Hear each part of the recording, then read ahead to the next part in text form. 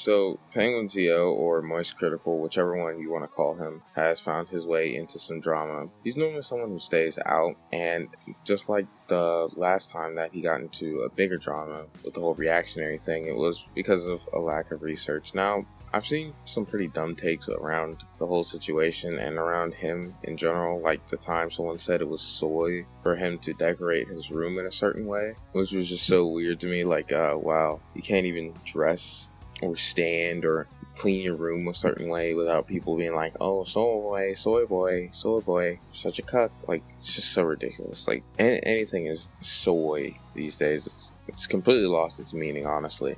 But what really started all of this drama was the fact that Penguinz0 made a video talking about how Salvo pancakes had gotten pushed by Def Noodles while he was on stage. And a point that he made pretty often throughout the video was that he didn't know how Salvo had gotten up there. Now, the reason Salvo was up there is because he was an invited guest. Now, this is something that I had also kind of not made as clear. I didn't really focus on the fact that he was just randomly there. I focused on the whole thing around. I did say that he was a guest though, so thankfully I didn't get called out. Even though the fallout wouldn't have been nearly as big, I would have gotten like 2 comments talking about it, which I would appreciate because obviously, you know, criticism can help you get better. But this all really started when Salvo made a tweet about it, and he said, Moist Critical was too eager to get out this half-ever video that he didn't bother to look into anything.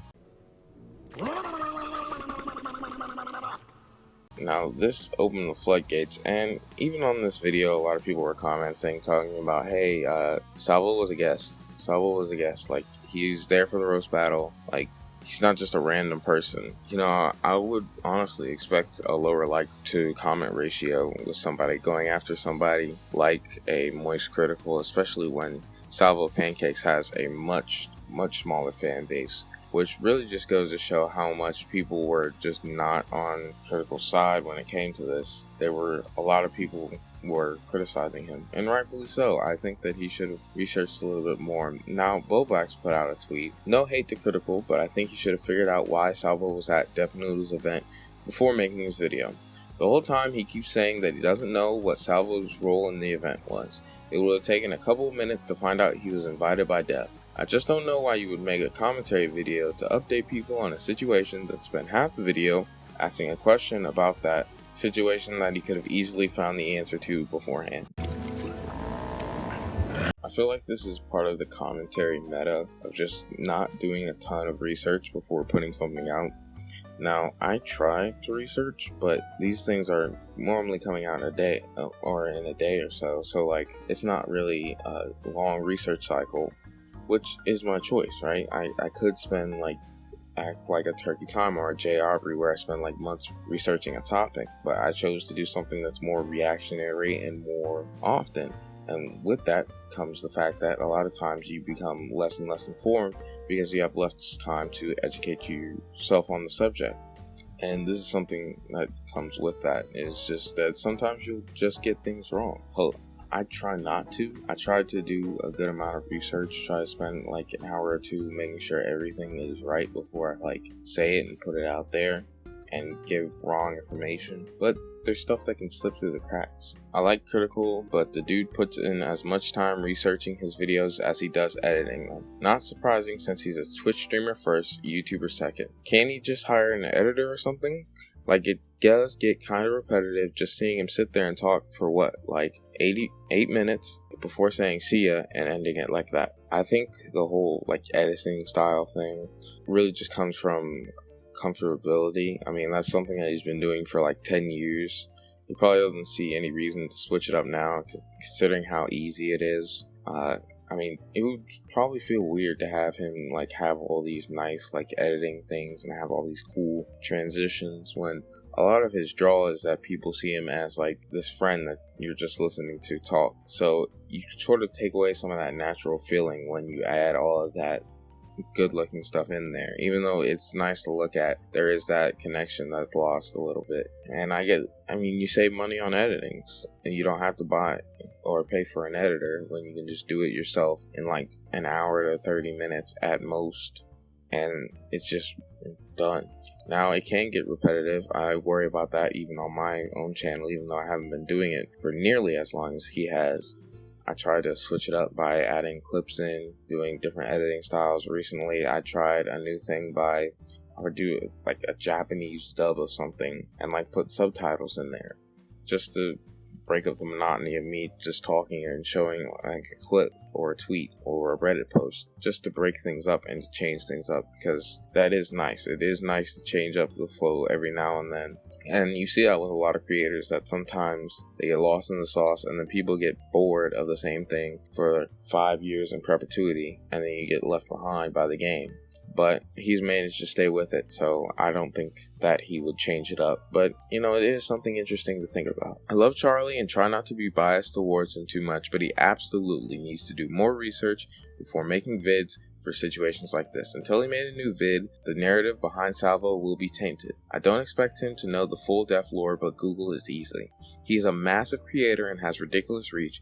Until he makes a second vid, the vast majority of people won't know the real situation unless they actually do research themselves, which is like a really unfortunate part of YouTube in my eyes. It feels like some people view the YouTube video as enough research and they don't check for themselves, and I'm guilty of this.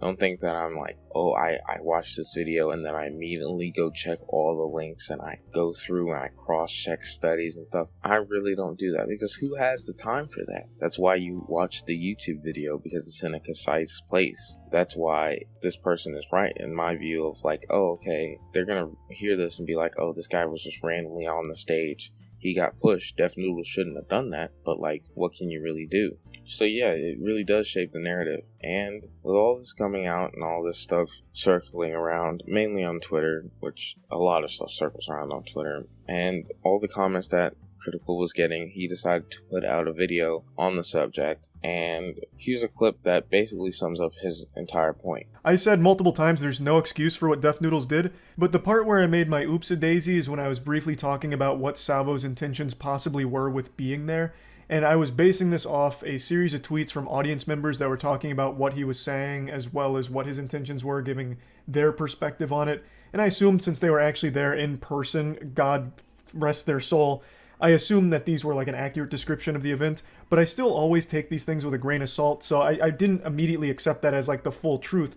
I was just giving my take on, if these tweets are accurate, then here's my opinion on it, here's how I feel. I never meant to say like, this is 100% accurate and Salvo did these things and is 100% this person. I was just talking like, if these are accurate, this is how I feel. And I thought I, made that clear, but clearly I didn't. It's really nice to see somebody just be like, oh yeah, I messed up, I'm gonna fix it. Like, not whining about, oh, you guys are being so annoying, why are you guys getting on my case, blah blah blah. Just being like, oh, okay, yep, I messed up, here's what I meant to convey, and it didn't come across that way, so I'm going to explain it. And I'm not going to get mad that people didn't understand me. Maybe I just explained it in a way that was hard to be interpreted. Maybe I just said something and meant it in this way, but people understood in that way. Just wasn't clear enough, and that's okay. Everybody's gonna get something wrong. I've gotten stuff wrong, and I'll get something wrong later on. Now I will fix it if I'm told about it and I say like, oh, this person did blah blah blah, and then someone's like, hey, no, you got it wrong, here's what actually happened. I'll probably pin their comment, because at the end of the day, I don't want to put misinformation out there, and I don't think anybody really does. It is a bit of a breather after dealing with the Def Noodle stuff over the past couple of weeks, just seeing him mess up and just try to run from it constantly. It's nice to see someone be like, yeah, I did wrong, here's what I meant, I'm gonna do better. Simple as that.